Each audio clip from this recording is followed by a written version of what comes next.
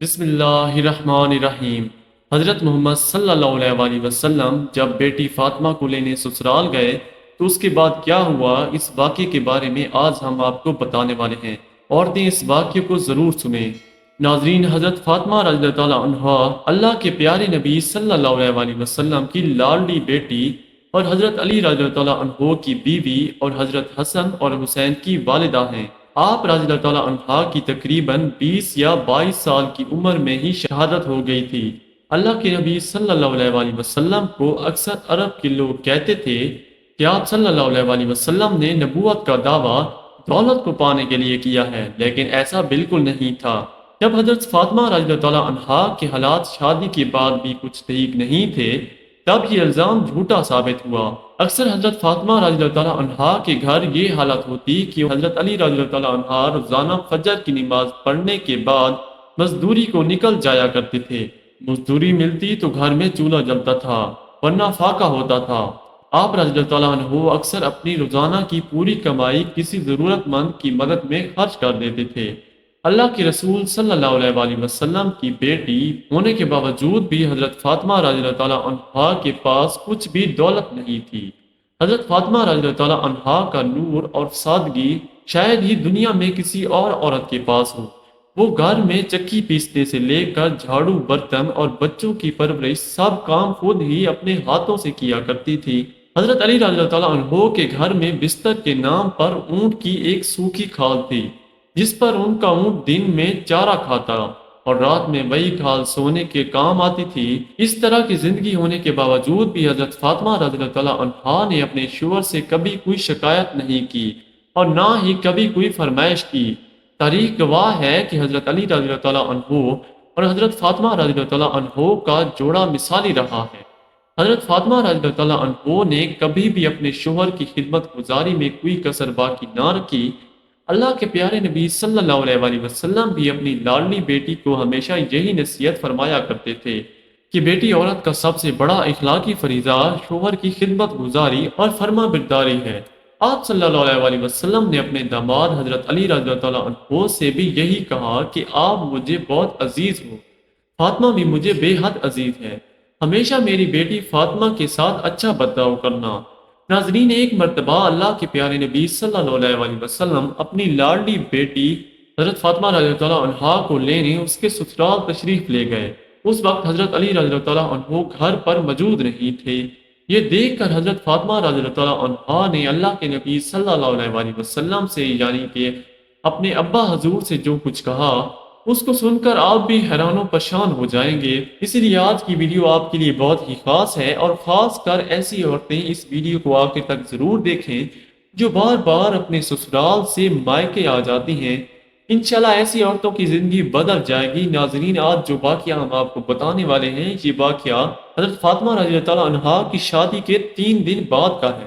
حضرت فاطمہ رضی اللہ تعالیٰ عنہا کی شادی کے 3 دن بعد اللہ کے پیارے نبی حضرت محمد صلی اللہ علیہ وسلم پیاری بیٹی کو لینے کے لیے فاطمہ کے سسرال گئے، یعنی حضرت علی رضی اللہ تعالیٰ عنہ کے گھر تشریف لے گئے، اور آپ نے اپنی پیاری بیٹی فاطمہ کو آزمانے کے لیے ارشاد فرمایا کہ بیٹی فاطمہ، میں تمہیں لینے کے لیے آیا ہوں، گھر چلیں۔ تو یہ سن کر حضرت فاطمہ رضی اللہ تعالیٰ عنہا اپنے والد محترم سے عرض کرنے لگی کہ یا رسول اللہ صلی اللہ علیہ وسلم، آپ میرے والد بھی ہیں اور اللہ کے نبی بھی ہیں، میری کوئی جرت نہیں کہ میں آپ کو انکار کروں، لیکن ابا حضور، میں نے آپ سے ہی سنا ہے کہ شوہر کی اجازت کے بغیر کبھی بھی گھر سے مت نکلنا۔ ابھی میرے شوہر گھر پر نہیں ہیں، اگر اجازت دیں تو میں اپنے شوہر حضرت علی رضی اللہ تعالیٰ عنہ کا انتظار کر لوں۔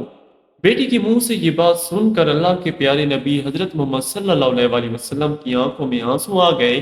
آپ صلی اللہ علیہ وسلم نے اپنی آہٹ کو سمیٹا اور پھر اللہ کے رسول صلی اللہ علیہ وسلم وہیں پر کچی زمین پر دیوار سے ٹیک لگائے ہوئے بیٹھ گئے اور حضرت علی رضی اللہ تعالیٰ عنہ کا انتظار کرنے لگے۔ اس دن یہ بھی بڑی عجیب بات تھی کہ اس دن حضرت علی رضی اللہ تعالیٰ عنہ بھی گھر بڑی دیر سے آئے۔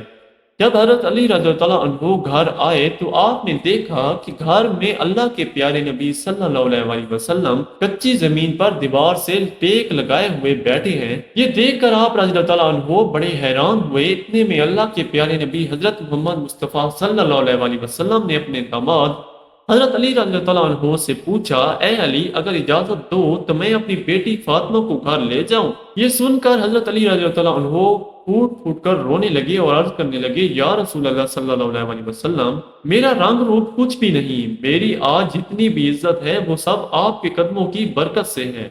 یا رسول اللہ صلی اللہ علیہ وسلم، پھر میں آپ کو کیسے اجازت دوں؟ یہ کیسے ہو سکتا ہے؟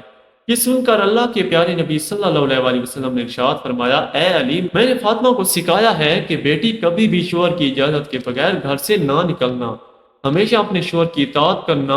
اس لیے فاطمہ کہتی ہے کہ ابا جان، جب تک میں اپنے شوہر حضرت علی رضی اللہ عنہ سے گھر جانے کی اجازت نہ لے لوں تب تک میں گھر نہیں جاؤں گی۔ یہ سن کر حضرت علی رضی اللہ عنہ عرض کرنے لگے، یا رسول اللہ صلی اللہ علیہ وسلم، آپ دعا کرنا، اللہ پاک فاطمہ کی ان اعمال کی برکت سے مجھے کل قیامت کے دن بھی کامیابی عطا فرمائی۔ ناظرین، اسی طرح سے اب آپ کو مدینہ شہر کا ایک اور واقعہ بتاتے ہیں جس کو سن کر آپ بھی حیران ہو جائیں گے۔ حضرت محمد غزالی نے اپنی کتاب میں لکھا ہے کہ مدینہ شریف میں ایک مرتبہ ایک عورت کو اس کا شوہر پابند کر کے گیا کہ سنو، میں باہر جا رہا ہوں، میرے پیچھے سے گھر سے نہ نکلنا، یعنی کہ جب تک میں واپس نہ آ جاؤں تب تک گھر میں ہی رہنا، گھر سے باہر نہ نکلنا۔ اس عورت کے گھر کے سامنے ہی اس کے باپ کا گھر تھا، یعنی کہ اس کا مائکا تھا، جس میں اس کا بوڑھا باپ رہتا تھا۔ ایک دن اس کے باپ کے گھر سے پیغام آیا کہ تمہارا باپ بیمار ہے، آ کر اپنے باپ سے مل لو۔ جیسا کہ آپ سبھی کو معلوم ہے کہ بیٹی کو اپنے باپ سے کتنی محبت ہوتی ہے، اس کا کوئی پیمانہ نہیں کہ کوئی اس کو ناپ سکے، کوئی ایسا ترازو نہیں کہ اس کو کوئی تول سکے۔ لیکن یہاں پر جیسے ہی بیٹی کے پاس پیغام آیا کہ تمہارا باپ بیمار ہے تو بیٹی کہنے لگی کہ میں نہیں جا سکتی ہوں، کہ میرے شوہر مجھے پابند کر کے گئے ہیں، اور میرے شوہر نے مجھے پابند اس لیے کیا ہے کہ اللہ کے رسول صلی اللہ علیہ وسلم نے مجھے پابند کیا ہے۔ آپ نے فرمایا کہ شوہر کی اجازت کے بغیر گھر سے باہر نہ نکلنا، اور مجھے اس وقت اس بات کی کوئی خبر نہیں کہ میرے شوہر کی ذمہ دار میں جہاد کر رہے ہیں۔ جاؤ پہلے اللہ کے رسول صلی اللہ علیہ وسلم سے پوچھو کہ میرا باپ بیمار ہے، میں اپنے شوہر کی اجازت کے بغیر جاؤں یا نہ جاؤں۔ جب اللہ کے نبی صلی اللہ علیہ وسلم سے جب اس بارے میں سوال کیا گیا تو آپ صلی اللہ علیہ وسلم نے فرمایا کہ جا کر اس عورت سے کہہ دو کہ اگر شوہر کی اطاعت کرو گی تو اللہ تعالیٰ تمہیں بہتر جزا عطا فرمائے گا۔ خیر 2 دنوں کے بعد خبر آئی کہ تمہارا باپ بہت زیادہ بیمار ہو گیا ہے، آ کر اپنے باپ سے مل لو۔ عورت نے پھر اللہ کے نبی صلی اللہ علیہ وسلم سے پتہ کیا تو آپ صلی اللہ علیہ وسلم نے فرمایا کہ جا کر اس عورت سے کہہ دو کہ اگر اپنے شوہر کی اطاعت کرو گی تو اللہ تعالیٰ تمہیں بہتر جزا عطا فرمائے گا۔ اس کے بعد 4 دن گزر گئے کہ خبر آئی کہ تمہارے باپ کا انتقال ہو گیا ہے، آ کر اپنے باپ کی آخری صورت کا دیدار کر لو۔ اب یہاں پر آپ سوچیں کہ چاہے کوئی بھی بیٹی اپنے باپ سے کتنی بھی دور کیوں نہ ہو، چاہے وہ دنیا کے کسی بھی کونے میں موجود کیوں نہ ہو، لیکن اگر اس طرح سے اس کا باپ کا انتقال ہو جائے، وہ کہنے لگتی ہے کہ چاہے میرا زیور بیچ دو، چاہے کچھ بھی ہو جائے، مگر مجھے میرے باپ کے پاس لے جاؤ، مجھے ان کا آخری دیدار کرنا ہے۔ لیکن جہاں پر آپ دیکھیں سامنے ہی باپ کا انتقال ہو گیا ہے، مگر یہ عورت اپنے شوہر کی اجازت کے بغیر اپنے باپ کی آخری صورت دیکھنے کے لیے بھی نہیں جا رہی۔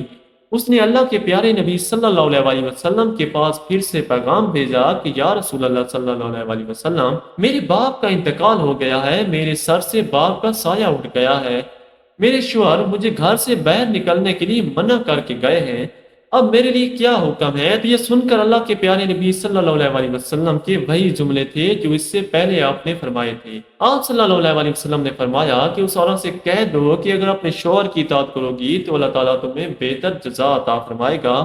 ناظرین، یہ ہے اللہ کے رسولوں کو منانے والی عورت۔ شوہر کی دوری میں باپ کا انتقال ہو گیا، مگر شوہر کی اجازت کے بغیر اپنے باپ کی آخری صورت دیکھنے کے لیے بھی نہیں گئی۔ اس کے بعد اس عورت کے باپ کو دفن کر دیا گیا۔ پھر 2 دنوں کے بعد اللہ کے پیارے نبی صلی اللہ علیہ وسلم نے فرمایا کہ پتہ کرو اس عورت کو وہ اپنے باپ کی آخری صورت دیکھنے کے لیے گئی یا نہیں۔ تو صحابہ کرام پتہ کر کے آئے اور عرض کرنے لگے، یا رسول اللہ صلی اللہ علیہ وسلم، قربان ہو جائیں آپ کے نظام پر، آپ کے فرمان پر، آپ کے جملوں کی تاثیر ایسی ہے کہ وہ عورت آپ کے دین کی پہرے دار بن گئی ہے، وہ اپنے باپ کی آخری صورت دیکھنے کے لیے نہیں گئی۔